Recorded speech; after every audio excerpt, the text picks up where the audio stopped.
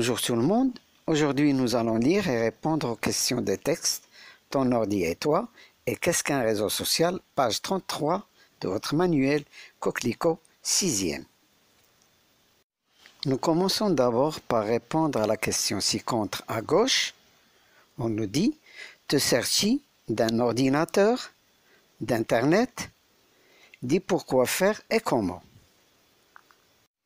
Donc, on répondra individuellement à cette question et chacun dira s'il se sert d'un ordinateur et à quoi il l'utilise.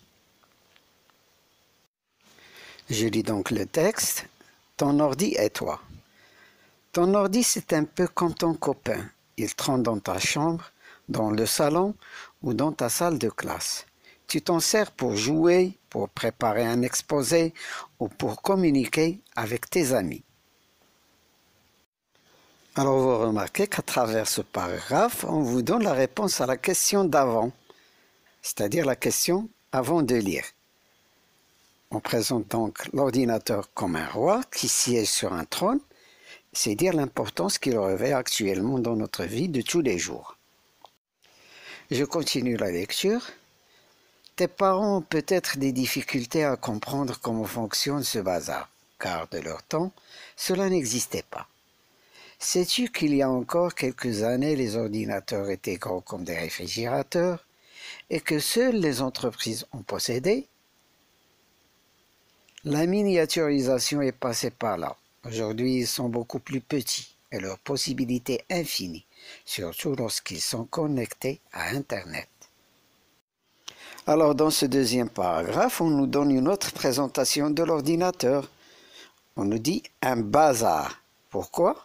Parce que pour certains parents qui ne s'y connaissent pas, c'est juste un amas d'objets hétéroclites, étranges, auxquels ils ne comprennent rien.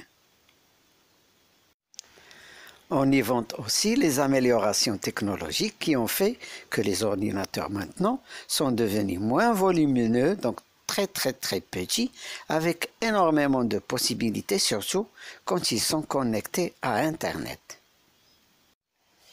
Je passe au troisième paragraphe. Cependant, attention, Internet est un monde fabuleux mais dangereux. Tu peux tomber sur des images ou des textes choquants, faire de mauvaises rencontres ou encore effectuer des manipulations maladroites sans t'en rendre compte. Dans ce paragraphe, on nous invite à la prudence quand on se connecte à Internet. On peut par exemple croiser des personnes malveillantes, faire des manipulations ou des clics maladroits, et nous exposer donc à des dangers divers. Quatrième paragraphe. Sais-tu que ton ordinateur est un moyen de communication? Il te permet de dialoguer avec ta famille et tes amis n'importe où dans le monde. Tu peux leur écrire, leur parler ou même les voir.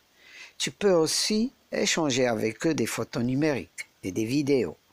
Aujourd'hui, la musique et les films de cinéma s'achètent et se louent sur Internet. Découvre comment le faire en toute légalité pour ne jamais avoir d'ennui.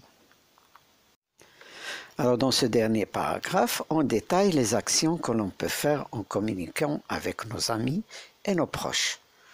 On nous invite aussi à chercher à savoir comment effectuer certains partages en toute légalité. Passons maintenant à la rubrique « Je relis » pour répondre aux questions. Alors, première question, donne la forme complète du mot « ordi ». Alors, la forme complète, c'est « ordinateur ». Deuxième question, pourquoi le mot « bazar » est-il mis entre guillemets dans le texte? Alors, la réponse, le mot « bazar » est entre guillemets pour montrer que c'est le mot employé par les parents qui trouvent que l'ordinateur est quelque chose de bizarre, d'incompréhensible et de trop sophistiqué. Troisième question, relève dans ces textes les différents usages de l'ordinateur et d'Internet. Alors, on peut relever comme utilisation le travail, la communication et le commerce. Passons maintenant au texte « Qu'est-ce qu'un réseau social ?» Premier paragraphe. Les réseaux sociaux regroupent des millions d'internautes à travers le monde. Il s'agit de sites internet qui permettent d'échanger avec sa famille et ses amis, mais aussi de faire de nouvelles rencontres. Les réseaux sociaux les plus connus sont Facebook, Twitter, LinkedIn, Viadeo. Sur ces sites, on crée son espace, où l'on présente sa vie et ses activités. On dialogue avec son réseau d'amis, on se donne rendez-vous, on s'échange des images, des films, de la musique, on recherche du travail. À la différence de l'Internet traditionnel, le réseau social permet à l'utilisateur d'être acteur, car il peut créer des contenus, textes, vidéos, musique ou photos, et ne pas simplement consulter des sites.